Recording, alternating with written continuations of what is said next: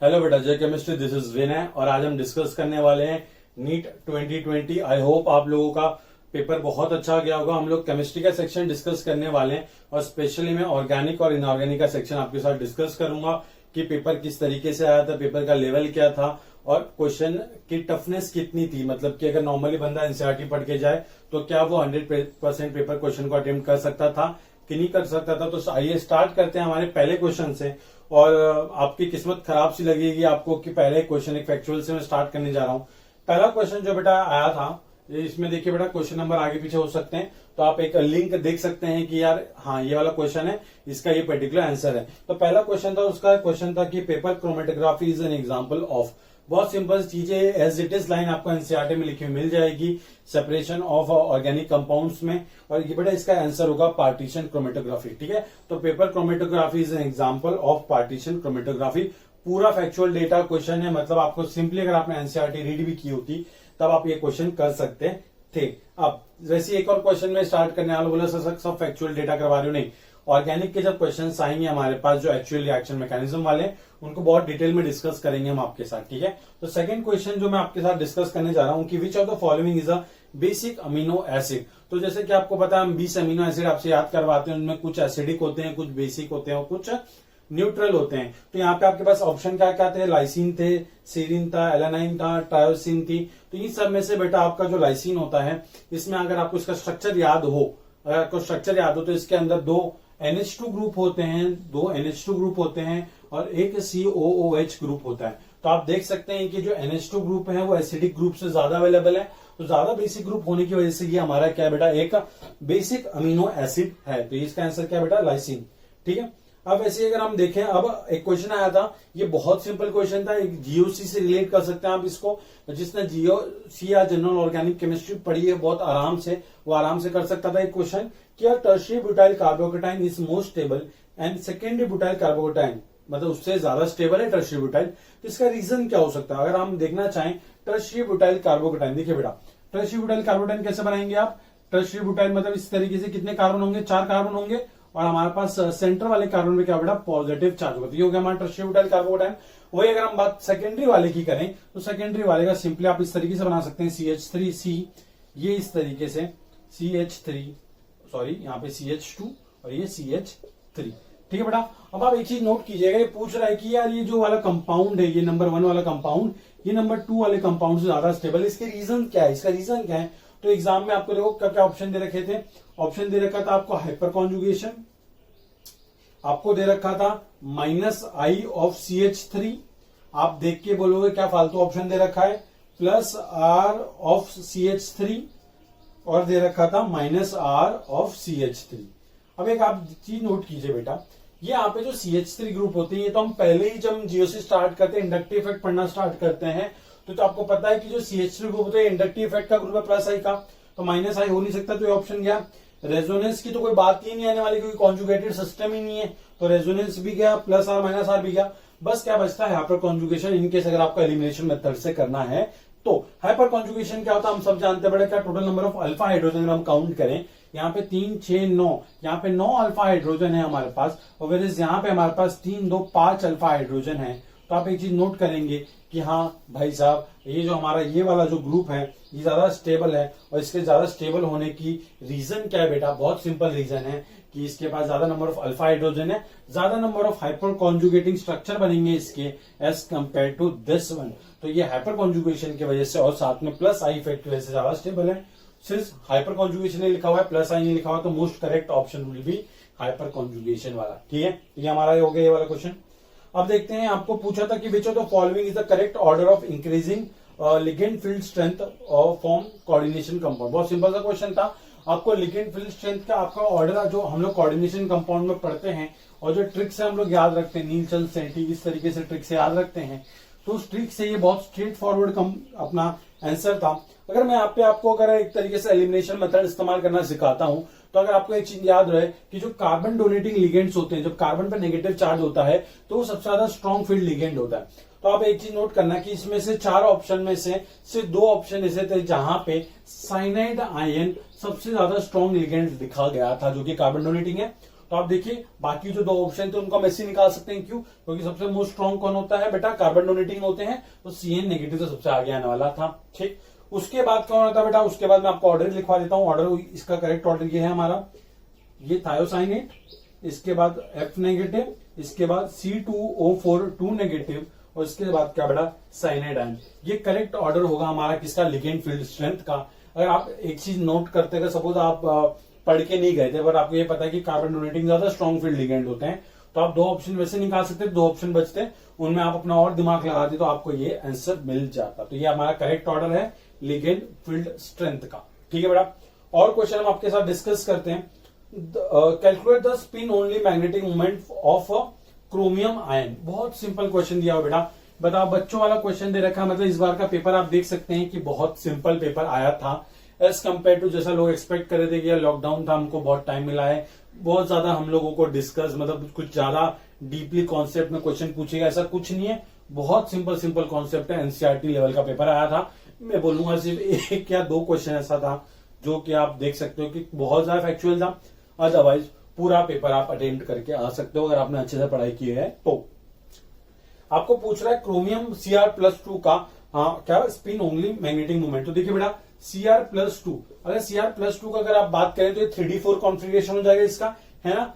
3d4 configuration हो जाएगा तो 4 इसके पास अनपेड इलेक्ट्रॉन होंगे। तो आप एक चीज नोट कीजिए, Cr ये जो +2 वाला है हमारे पास, तो इसमें कितना 2 2 4 और 1 5, 1 2 3 और 4 अनपेड इलेक्ट्रॉन होंगे हमारे पास। यहाँ पे D4 कॉन्फ़िगरेशन होगा। और आप सब फॉर्मूला जानते हैं क्या होता है बेटा? अपना स्पिन ओनली मैग्नेटिक मोमेंट का फॉर्मूला होता है क्या बेटा? Square root of n into n+2।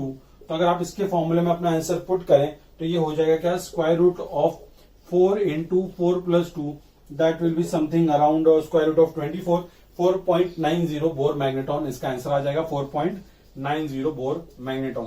तो बहुत सिंपल क्वेश्चन था, आपको सिंपली बस इलेक्ट्रॉनिक कॉन्फ़िगरेशन से आपको देखना था कितने अनपेड इलेक्ट्रॉन है, अनपेड इलेक्ट्रॉन को फॉर्मूले में पुट करो और ये सिंपल सा आपका आंसर आ जाएगा।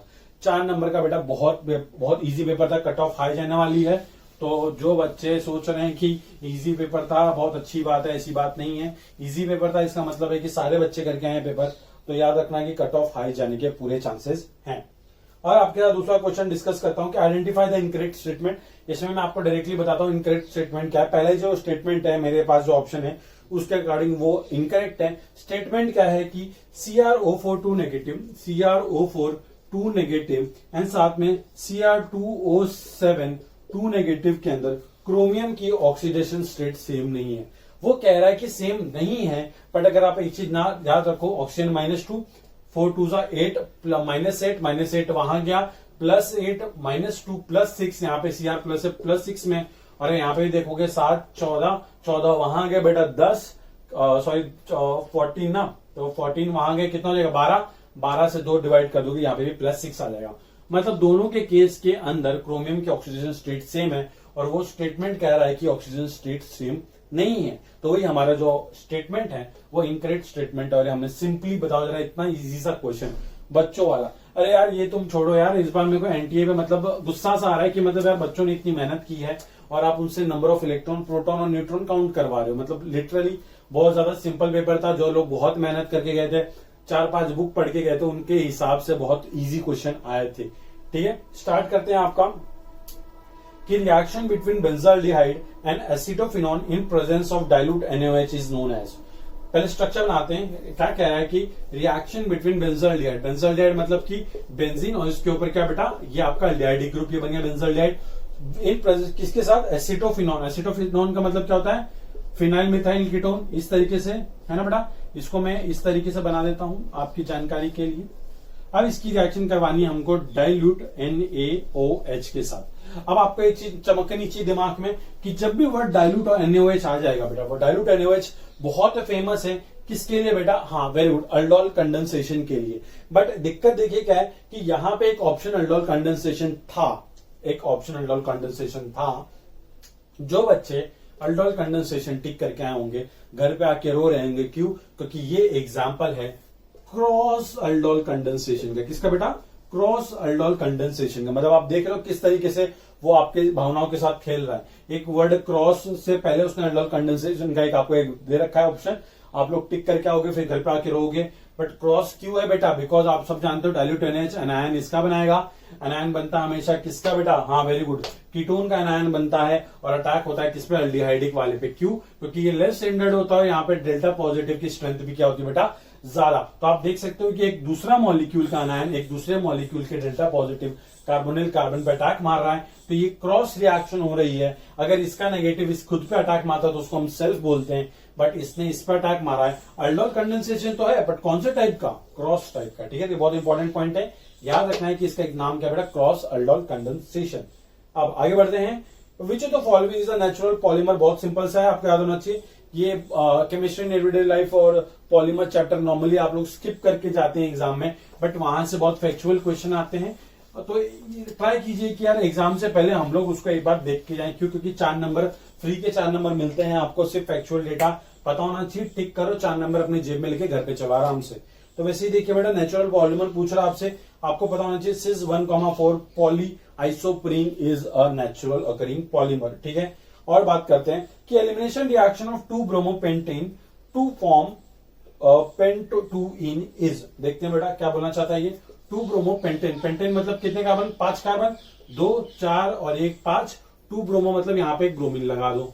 इसका क्या करवा रहा है वो? एलिमिनेशन रिएक्शन करवा रहा है। एलिमिनेशन रिएक्शन से बनता है पेंटोटूइन, मतलब एलिमिनेशन रिएक्शन से हमारा बनता है ये प्रोडक्ट 2 4 और 1 5।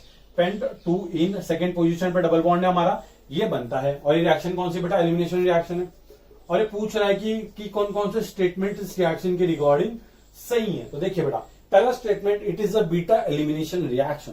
अगर हम अच्छे से एक चीज नोट करें, देखो Br यहां से जा रहा होगा, H यहां से जा रहा होगा, H यहां से Br यहां से आएगा, तभी तो डबल बॉन्ड यहाँ पे आएगा। तो अगर जहां जिस कार्बन से Br अटैच है उसको मैं अल्फा मानूं और इसको बीटा मान ले, तो देखो बीटा से H जा रहा है, तो ये बीटा एलिमिनेशन हो गया। तो हाँ, बीटा एलिमिनेशन जो नंबर 1 वाला जो इन्होंने स्टेटमेंट कहा है वो सही है। सेकंड स्टेटमेंट बोलता है फॉलोड Z-Zev रूल। बहुत सिंपल है, आप देखिए अल्कीन यहां नहीं बनी है, लेस सब्स्टिट्यूट नहीं बनी, मोर सब्स्टिट्यूट मतलब अल्कीन वो बनी है जिसके नंबर ऑफ अल्फा हाइड्रोजन ज्यादा है। तो Z-Zev प्रोडक्ट बना है, या Z-Zev बोलो उसको, मतलब सब एक ही है। तो Z-Zev प्रोडक्ट बना है, तो हमारा सेकंड स्टेटमेंट भी सही है हमारा, कि जो हमारा Z-Zev या Z-Zev अल्कीन बनी है वो मेजर अल्कीन बनी है। और उसके बाद थर्ड स्टेटमेंट था कि डिहाइड्रो हेलोजिनेशन रिएक्शन है। बहुत सिंपल, आप देख सकते हो एक हाइड्रोजन और एक हेलोजन ही तो रिमूव हो रहा है, इसी को हम क्या बोलते हैं बेटा? प्यार से डिहाइड्रो हेलोजिनेशन रिएक्शन। तो ये थर्ड स्टेटमेंट भी करेक्ट है हमारा।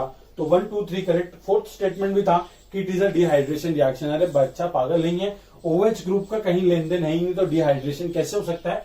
वाटर कैसे निकलेगा इसमें से? वो OH है ही नहीं कहीं पे। तो जो फोर्थ स्टेटमेंट था वो इनकरेक्ट था। तो 1 2 एंड 3 ये तीनों स्टेटमेंट सही है। कौन कौन से? Beta elimination, follow Z-Zev rule and third dehydro halogenation reaction.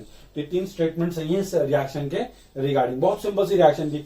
अब देखो, जिस रिएक्शन को लेके मैं NTA से नाराज था या फिर जिस क्वेश्चन को लेके नाराज था वो क्वेश्चन आ चुका है। इससे हार्ड क्वेश्चन दे नहीं सकते थे आप लोगों को, मतलब लगता है इनके पास क्वेश्चन की बहुत कमी हो गई है।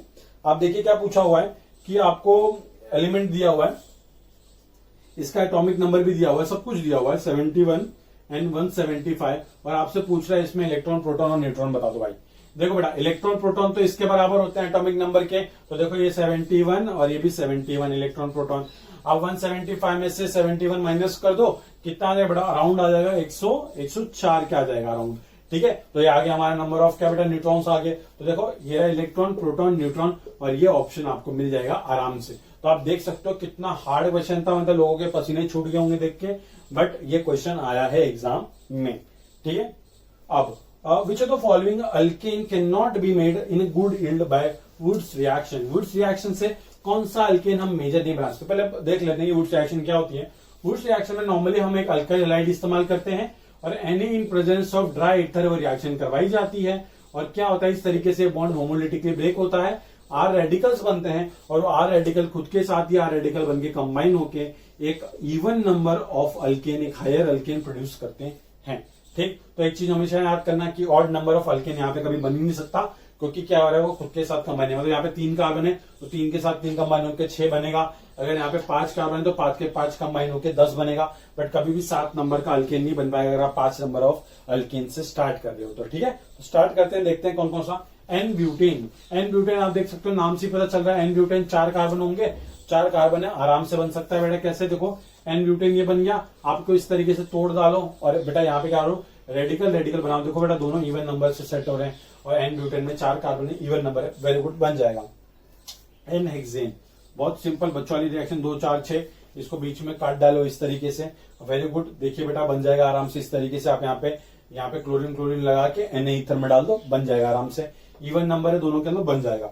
2,3 डाइमिथाइल ब्यूटेन, अभी देखो बेटा 2,3 डाइमिथाइल ब्यूटेन, तो 2,3 डाइमिथाइल ब्यूटेन ये भी बन जाएगा। आप देख सकते हो 1 2 3 4, पेरेंट में 4 नंबर ऑफ कार्बन आइटम है और वो इवन है तो हम बना सकते हैं, बस ऑड नंबर ऑफ अल्केन नहीं बना सकते, जो कि हमारा था ऑप्शन 4 जो मेरे पास अवेलेबल है, जो कि है एन हेप्टेन। हेप्टेन में आप देख सकते हो odd number of carbon atom है, तो उसको हम इस वुड्स रिएक्शन से अच्छी यील्ड में बना नहीं सकते हैं। ठीक है, बहुत सिंपल सिंपल चीजें हैं, आपको बस देखना है, छोटी छोटी चीजों पे ध्यान देना था। मतलब इस बार का पेपर ऐसा था कि सब लोग बहुत बड़ी बड़ी चीजें पढ़ के गए थे और पूछ डाला क्या छोटी छोटी चीजें, इसलिए जो एनटीए है, नेशनल टेस्टिंग एजेंसी, बहुत ही अनप्रिडिक्टेबल है, कैसा पेपर दे कुछ पता ही नहीं चल रहा है।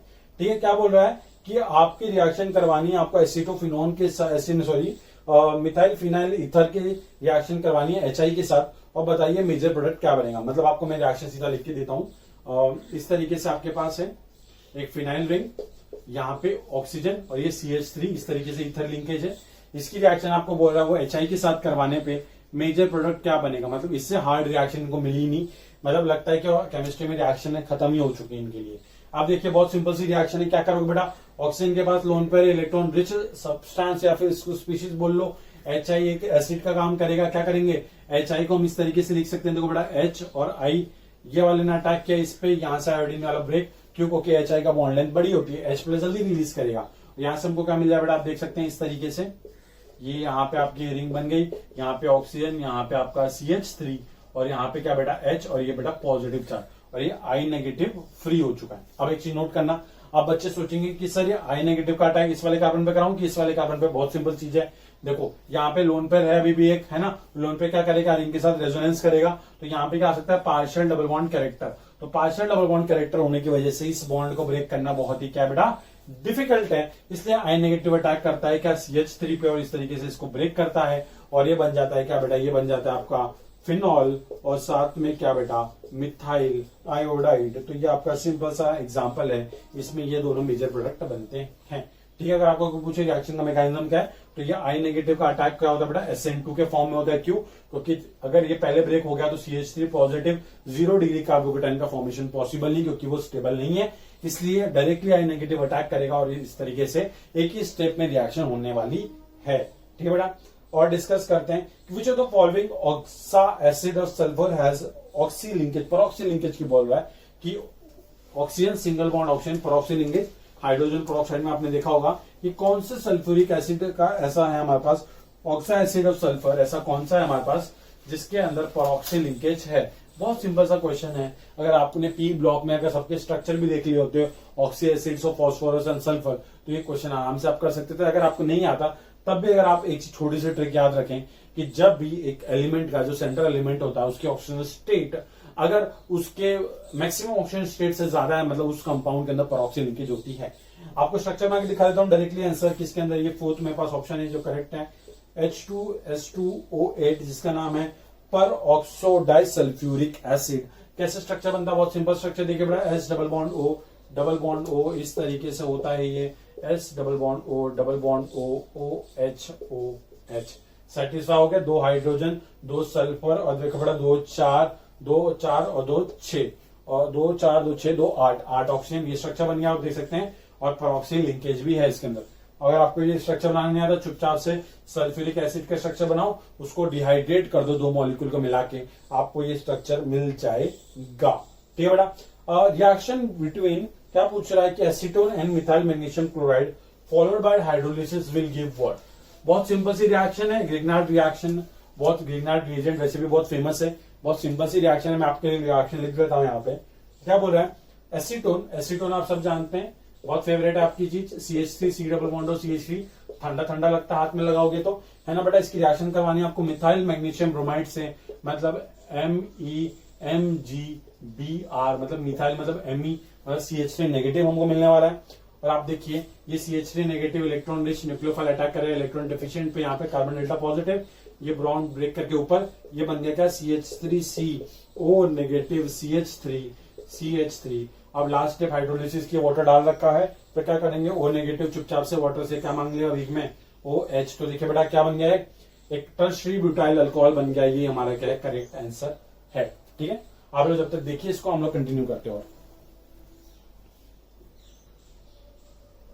ये बेटा तो बहुत सिंपल क्वेश्चन आए हुए हैं। इस बार समझ लो कि कट ऑफ आ जाएगी, बट जिसने अच्छी तैयारी की है तो उसको एम्स और गवर्नमेंट कॉलेज मिलने से कोई नहीं रोक सकता। ठीक, चलो और क्वेश्चन डिस्कस करते हैं हम। ये वाला हो गया हमारा क्वेश्चन। और देखिए, identify molecule which does not exist. मैं वापस से बोल रहा हूँ, एनटी इस बार बहुत टफ क्वेश्चन आपके लिए छाट के लाई है कि कौन सा मॉलिक्यूल एग्जिस्ट नहीं करता जिसके बॉन्ड ऑर्डर 0 होता है। सिंपल सा, ये तो आपको याद ही होगा, किसी भी सर ने अगर आपको पढ़ाया है तो ये तो पढ़ा ही होगा कि हीलियम में 4 इलेक्ट्रॉन होते हैं, बॉन्डिंग में 2 और एंटी बॉन्डिंग में 2।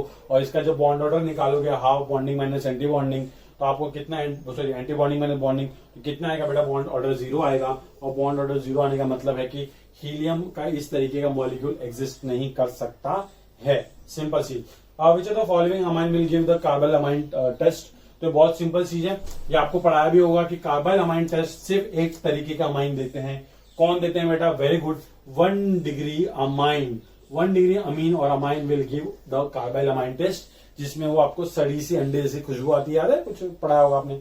बस 1 डिग्री अमाइन उसको देते हैं। तो आप देखिए इसमें आपके पास 4 ऑप्शन थे, और 4 ऑप्शन में बस एक ही ऑप्शन ऐसा था जिसके अंदर आपको ये मिलेगा, एक 1 डिग्री अमाइन। बाकी सब में नाइट्रोजन के ग्रुप, नाइट्रोजन के हाइड्रोजन को रिप्लेस करके अल्काइल ग्रुप्स लगे हुए हैं, तो वो 1 डिग्री अमाइन नहीं है, तो कार्बाइल अमाइन टेस्ट नहीं दे सकते। कार्बाइल अमाइन रिएक्शन के लिए नाइट्रोजन के पास यहाँ पे 2 हाइड्रोजन होने ही चाहिए, तो याद रखना, बहुत सिंपल सी चीज थी। करेक्ट आंसर का ये है। और क्या पूछ रहा है, what is the change in oxidation number of carbon in the following reaction. अब मैं बता रहा हूँ बेटा, सच्ची में एनटीए पे मुझे बहुत गुस्सा आने लग गया है। बताओ जरा, इतनी हार्ड रिएक्शन आपको दे दी इन्होंने कि CH4 गैस की रिएक्शन करवा रहे हैं ये 4Cl2 के साथ, ये भी गैस है, और आपको क्या दे रहे हैं, वो CCl4 दे रहे हैं, ये क्या लिक्विड है, और साथ में 4HCl दे रहे हैं जो कि क्या बेटा, गैस है। तो एक चीज नोट कीजिए, वो पूछ रहा है आपको कि यार इसमें बता दो यार क्या बनने वाला।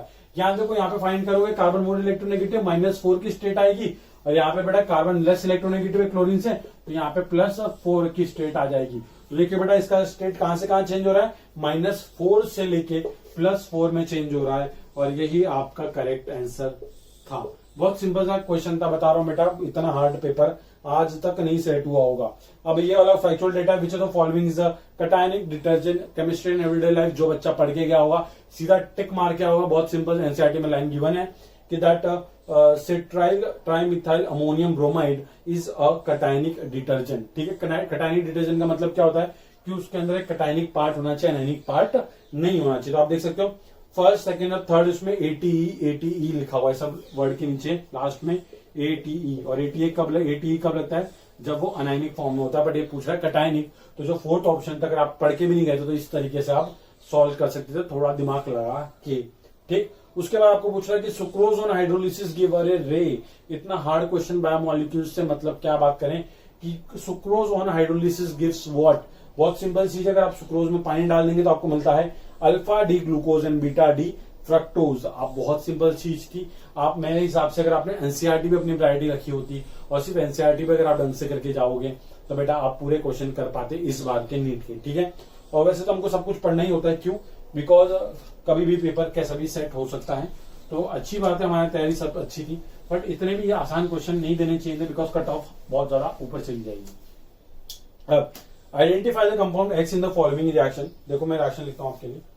एक आपके पास क्या है बेटा, इस तरीके से एक मिथाइल बेंजीन है, टोलिन है, इसकी रिएक्शन वो करवा रहे हैं किसके साथ, इसका क्लोरीनेशन करवा रहे हैं लाइट के प्रेजेंस में। एक कंपाउंड एक्स बनता है जिसकी अगर हम हाइड्रोलिसिस करवाते हैं और उसको जो हीट करते हैं 373 केल्विन पे, मतलब 100 डिग्री के आसपास, तो आपको प्रोडक्ट मिलता है क्या बेटा, बेंजाल्डिहाइड। ये रिएक्शन वैसे बच्चे को सॉल्व करने की भी जरूरत नहीं, आप देख के आराम से कर सकते थे। पूछ रहा है एक्स क्या है। अब देखो बेटा क्या है कि अगर मैं यहाँ पे क्या करूं, कितने यहाँ पे क्लोरीन लगाने पड़ेंगे कि वो क्लोरीन जब वाटर से रिप्लेस होंगे तब जाके CH। मैं आपको डायरेक्टली सोल्यूशन देता हूं। यहाँ पे अगर आप इस तरीके का प्रोडक्ट बनाएंगे, यहाँ पे एक CH और 2 Cl, ठीक है, 3 Cl क्यों नहीं, मैं भी बताता हूं आपको। मैं 2 Cl 2 बार क्लोरीनेशन होगा। ये वन ऑफ द प्रोडक्ट है क्लोरीनेशन का, ये ओनली प्रोडक्ट नहीं, ये वन ऑफ द प्रोडक्ट है। मोनोक्लोरीनेशन, डाई, ट्राई सब होता है, ठीक है। फिर इसके बाद क्या करेंगे, इसका हाइड्रोलिसिस करोगे तो हाइड्रोलिसिस करने पे क्या होंगे, ऑक्सीजन वाटर अटैक करेगा, यहाँ से Cl बाहर, तो दोनों Cl बाहर हो जाएंगे और आप देखिए क्या बन जाएगा आपके पास, ये रिंग है, यहाँ पे एक कार्बन, एक हाइड्रोजन और एक कार्बन पे 2 OH ग्रुप आ जाएंगे। और सब बच्चा जानता है कि एक कार्बन पे 2 OH स्टेबल नहीं होते, स्टेरिकली बहुत अनस्टेबल है, साथ में इलेक्ट्रॉनिक रिपल्शन बहुत ज्यादा है। क्या होता है, वाटर का एलिमिनेशन हो जाता है, वाटर के एलिमिनेशन से ये बना देगा क्या, सिंपली आपका ये बेंजाल्डिहाइड का मॉलिक्यूल। अगर यहाँ पे आप ये वाला करेक्ट आंसर, ये हमारा स्ट्रक्चर ऑफ X है। अगर यहाँ पे आप इस H को भी हटा के Cl लगाते तो उसके हाइड्रोलिसिस के बाद यहाँ पे बेंजाल्डिहाइड नहीं, बेंजोइक एसिड बनता। तो याद रखना, बहुत सिंपल चीज थी, ये हमारा क्वेश्चन था, ठीक। An alkene on ozonolysis give methanol, बहुत सिंपल है, आपको पूछ रहा है मिथेनॉल, पर दिक्कत पता है क्या, यहाँ पे नॉर्मली क्या होता है, नॉर्मली लोग फॉर्मल्डिहाइड के नाम से उसको बहुत ज्यादा जानते हैं, मिथेनॉल बहुत कम लोग बोलते हैं उसको। तो कुछ बच्चे तो ये कंफ्यूज हो गए होंगे कि मिथेनॉल क्या चीज है, ठीक है बेटा। तो मिथेनॉल फॉर्मल्डिहाइड है और कोई नई चीज नहीं है। तो देखिए ओजोनोलाइसिस से मिथेनॉल मिलेगा, आप ट्रिक से आराम से कर सकते थे। आपको मैं डायरेक्टली बताता हूं कि जो हमारे पास टर्मिनल अल्कीन होती है, क्या होता है बेटा, टर्मिनल अल्कीन होती है, उस टर्मिनल अल्कीन के ओजोनोलाइसिस से हमको क्या मिलता है, वेरी गुड, उसके ओजोनोलाइसिस से हमको मिलता है हमारा मिथेनॉल, या फिर हम बोल सकते हैं फॉर्मल्डिहाइड। देखिए बेटा ट्रिक क्या है, ट्रिक बस ये है कि डबल बॉन्ड को हटाओ और जो डबल बॉन्ड वाले दोनों कार्बन है उसको डबल बॉन्ड O और डबल बॉन्ड O से अटैच कर दो, ये बन गया हमारा क्या, ओजोनोलाइसिस। ये है रिडक्टिव ओजोनोलाइसिस, ठीक है बेटा। अब एक दिक्कत थी क्या कि इस क्वेश्चन को इनको मेंशन करना चाहिए था कि ओजोनोलाइसिस जो है रिडक्टिव है कि ऑक्सीडेटिव है, क्यों, क्योंकि अगर ऑक्सीडेटिव है तो मिथेनॉल का फर्दर ऑक्सीडेशन होकर CO2 में वो कन्वर्ट हो सकता था, बट और कोई ऑप्शन है नहीं, तो यही हमारा करेक्ट ऑप्शन है। ये रहा हमारा methanol, HC double bond OH, जो कि नाम से आना था क्या बेटा, फॉर्माल्डिहाइड, ठीक है बेटा। अब और देख लेते हैं, अब हमारे पास शायद से अब क्वेश्चन खत्म हो चुके हैं। एक बार मैं चेक कर लूं कि ऑर्गेनिक के सारे क्वेश्चन हमने कवर कर लिए हैं कि नहीं। तो बेटा हाँ, ऑर्गेनिक के और इनऑर्गेनिक के मैक्सिमम हमने क्वेश्चन सारे जितने मेरे पास थे मैंने सारे सॉल्व करवा दिए। बहुत इजी पेपर था। आई होप आप लोग को अपने अपने मनचाहे मेडिकल कॉलेज मिले, एम्स कॉलेज मिले, और मेरी शुभकामनाएं हैं आपके साथ, ठीक है। और आपको कोई दिक्कत है इस सोल्यूशन में, कुछ भी डाउट है तो आप कमेंट करके बता सकते हैं। Thank you so much. जय केमिस्ट्री।